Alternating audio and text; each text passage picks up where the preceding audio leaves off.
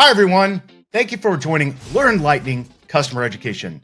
I'm Dave Derington, co-host of the CELab podcast and a customer education influencer. Whether you're a seasoned professional like me or just starting out in your journey, the landscape of customer education evolving rapidly and staying ahead of the curve is key. I welcome you to grab your favorite beverage, kick back in your chair, and let's shed some light on the strategies that are going to define success in the world of customer education this year. Oh, and don't forget to hit that subscribe button and that ring notification bell. And without further ado, let's get started. Customer education is a business function. Do you have to have a team, a department? No, it's not that complicated. You are ready for customer education if you have these three things. Your organization has defined customer success and support. Your customers keep asking common questions. And you do a lot of one-on-one training. And it just doesn't seem to help. Before we start talking about these points, let's put some context in place. What is customer education? Well, Adam Evermesky, the author of the book on customer education, says a customer education function strategically accelerates account and user growth by changing behaviors and reducing barriers to value. So let's go ahead and dive into these three topics. Topic one, define customer success and support. There is a time when your organization starts experiencing a kind of distress when you're supporting the customer. There's all these questions. This is both support and customer success. Topic two is your customers are asking the same common questions. This is the time that I knew I was ready for customer education when my folks were asking the same question 10, 20, 50, 100 times a week. This led me to do something initially like build a knowledge base to answer all those questions. And three, you're just doing a heck of a lot of one-on-one training. By that, I mean you're meeting with an account, maybe one or two people at a time. Look, training starts naturally with customer success and support. The problem with that is that one-on-one training doesn't scale. And this is where we start introducing things like one-to-many activities, webinars, academies. Do any of these things sound like your problem? Well, if they do, let's dive into the next topic, budget and buy-in. It's important to know what you want to achieve before you go out and build a team. We need to scope the project. We need to estimate the project. We need to plan realistic, cost-effective solutions. And then we need to get the buy-in from our leadership. That should be natural and expected. We've done our homework. First, we've got scoping. From experience, some organizations really do dive headlong into building an education program before even truly rationalizing that need. Without knowing your customer's need, you're going to be wasting money. Let's get into estimation. So if we've scoped a project out and we know what our program is, we can start to tell things like what really needs to be done here. This is where we need to start thinking about project management. Can I potentially outsource this function? Or can I even use AI or other platforms to help me achieve my goals? Maybe we should consider hiring an advisor with significant experience in this field to come in and help lay out that high-level strategic roadmap as a part of your customer success strategy. Now, it's always okay to start with a plan and have that vision, and then hire your team and revise that as you go. Okay, part two of this is even more important. If you build something, you are going to have to update it. You're going to have to maintain it over time. Software is changing. We're in SaaS. Software is changing all of the time. And that means part of our plan needs to have that regular maintenance and curation of our library of content. Number four, now we need to have the buy-in from our leadership and organization. Now, if you have to convince your board or your CEO that education is important, you might just be in the wrong place. It is important. You should have all the things you need to get that buy-in. Your project is scoped. It has a price tag. It has defined outcomes and goals. What more could your leadership ask for? If, and only if, you've gotten this far, you are ready to start building. Ready to move on? Cool. Let's talk about that next. Let's talk about evaluating vendors and negotiating pricing. And it seems early to be thinking about this. Why are we even talking about software vendors now? We haven't created anything. We may have not hired a team leader or manager yet. No, this is a really important moment in time where we start thinking about our technology stack of platforms and tools that we're going to want to help us build out our program. There's many of these kind of tools. The number one being your learning management system. What we're doing at this point is not necessarily making all of the final decisions, but we're getting a head start by reaching out to key vendors in the space that we know have a strong chance of meeting our needs and our customers' needs. There's two parts here. One is the evaluation part. All the different kinds of vendors. Make a short list of vendors that I know have a good shot at solving my needs. I would go out and list those numbers of vendors after I've done some research on the internet. I've talked to my peers. I'm thinking about matching those vendors to the needs I have. But I also want to think a lot more strategically in this time. Near-term needs and long-term needs can be quite different. Let's say, hey, my company grew and my customer base doubled, tripled, 10x'd. Things like number of users matters. So if that goes up, I'm paying more, right? So think about that first. Make a short list. Think about the vendors that meet your needs the best and move on to pricing. Negotiation can scare a lot of people. My number one tip for you from my perspective, if you don't have any experience with this, once again, find somebody who does, even if they're not in your organization. But generally, you'll have somebody, even your finance people, may be able to help you out here. We'll go back to Stephen Covey here, the win-win.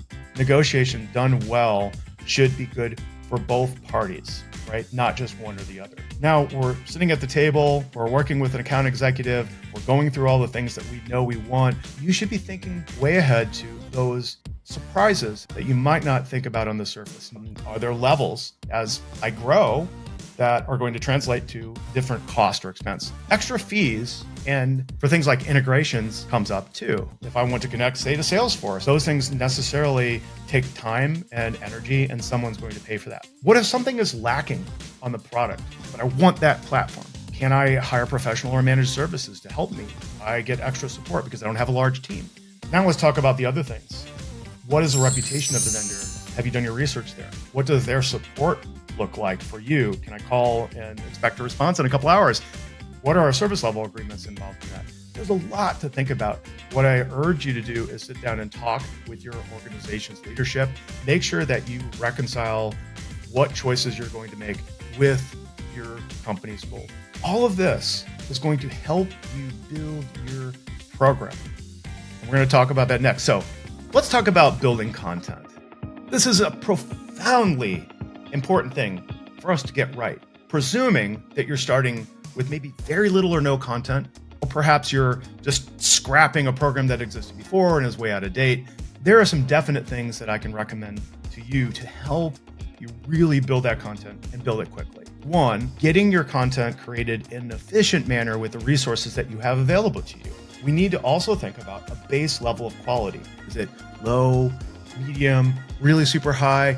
That's important to determine from the get-go because it'll allow you to set time boxes to create that time and assign resources to build it within those time boxes. Also, you can make some really critical decisions that affect the velocity or the growth of this content. Let's say you want to work with live trainers and just iterate that content. That's great. That moves really fast. Or you may want to go into an academy version and just build on-demand content from the beginning. That's also great if you don't plan to have any trainers and you want to scale a little bit more quickly, but it can be a bit slower. I'm going to talk to you about some tips that I and my peers have learned over years of doing customer education and building programs. One, build fast. When I say this, it often disturbs folks because we have something called the iron triangle in project management. You have to decide as an organization what works for you. And again, I always go back to it's more important to service customers quickly and help them solve their pain rather than making a perfectly chromed up, polished, glorious piece of educational content. We're here to help the customer first. My favorite technique is a method that uses loops. I record myself working live with an audience, doing a live real training session. I take that recording, I put it in a library for people to see when they're not seeing me stream, and I move on to the next one. Maybe even schedule a 101, 102, 103, 201, 202, 203 over a period of a quarter. However that content comes out is what I will use with very little editing. Then I come back next quarter and update the content. I look through all of my material and then I go and I train again. Now, if you're a very small team with a very big remit, or you just need to move really super fast, This method works so well, and I highly advise it. You can also extend it by bringing in contractors or other people from your team. The bonus is if you have a very open org, your customer success managers, maybe some salespeople, your onboarding team, your implementation folks, these are the people that know so much. And if you can get some of their time to help you build this training, you can use that to scale even faster. Okay, now we're building. We also have to plan to maintain that content. Your education program is very much like a puppy. It's going to grow up. It's going to change over time. It's going to eat a lot of food. It's not static, is what I'm trying to get to. And you should love it. Everything in your company is changing with velocity. Every piece of content you create needs to have time to edit, to update, and to make it better. Make sure you're thinking about maintaining, nurturing or caring for your puppy if you want to think about that. Okay, so what's next? Let's get into analytics. Now, analysis doesn't have to be difficult, but it does take partnership and thinking. Maybe you've heard about their Kirkpatrick model in education.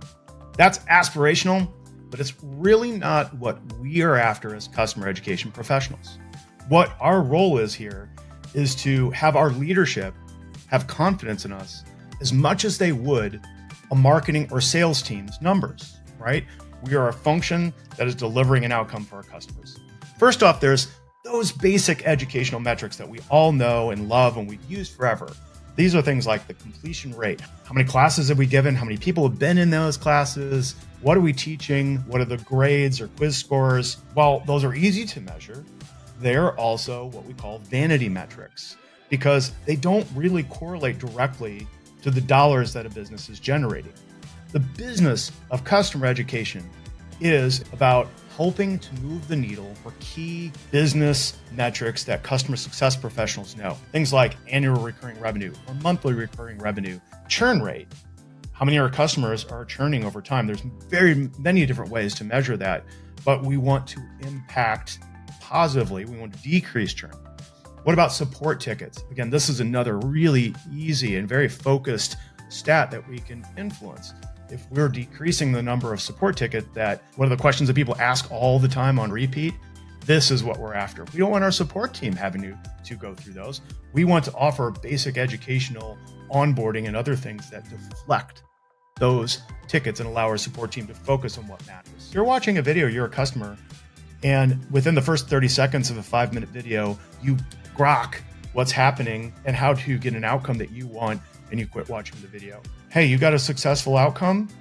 That is customer education. Did they need to watch the whole video? Did they need to go back and make sure they do? Absolutely not. Our goal is to learn how we can move all of these needles and working with what's important for our leadership team. Now, the most important thing that I have to say here, and I'd like to lead out with a story, is that this takes often a tremendous amount of time and energy on your part. And this is why you are super valuable to your company. In many of the roles that I've had, both as a consultant and even more a customer education manager or director, I have come in and entered a company that isn't measuring any of these things. And I say, these are what I need. I need to do this, this, this. I have learning data, and I might have CRM like Salesforce or HubSpot data, and then I have product usage data. My goal is to bring all those together so I understand the learning journey customers are taking and how that's affecting the business. What should you do? Day one, figure out what's important to the business. What are you measuring? Map that via strategy to what you're delivering for education. If you're just delivering what I would call click path, this is how the product works, that's support, that's documentation. Customer education is about outcomes. How am I going to increase ARR? How am I going to decrease churn? Now, you may have to do this on a regular spreadsheet, Google Sheets, or Excel to begin with, and that's okay. Do that if you have to. What you really should do to achieve success as a customer education professional and for your team is to create what I'd call a walking around deck. And that's where you take all of these stats and show anybody and everybody your goals, what your targets are, how you're doing against those targets, and show your success, or if you're not succeeding, working with your leadership and your team to pivot and make other experiments so you can do success. When leadership sees outcomes, you get promoted. Okay, so let's wrap things up. There is a tremendous amount of information that we've shared here and we've covered in the last sessions. Well, let's go back to the things that we need to keep in mind. Number one, don't forget to ask yourself those 3 major questions. You're ready to start a customer education function. Once you have those, lead into how do I build a plan to get budget and buy-in? Then how am I going to evaluate and negotiate with the platform vendors that have the products that will help me build and articulate a function? And then we get into the fun part, which is how do we really, I'll use the word expeditiously, fast loop building your content, and then analyze and transform that. So much to do here, but these 5 steps will really help you laser focus in how to build something successful so that you, your organization, and your leadership has the faith in you. That's all we've got today for Learn Lightning. Thank you so much for joining us. This is an original series for YouTube that has the goal of helping you as a customer education leader know what's most important and be successful and to stand out. Now, in other words, this is your lightning strike for success. Now, don't forget to hit the like and subscribe button and never miss an episode of this. And thanks again, everybody, for staying with us through this series. I am Dave Derington, your host, and I'll see you next time.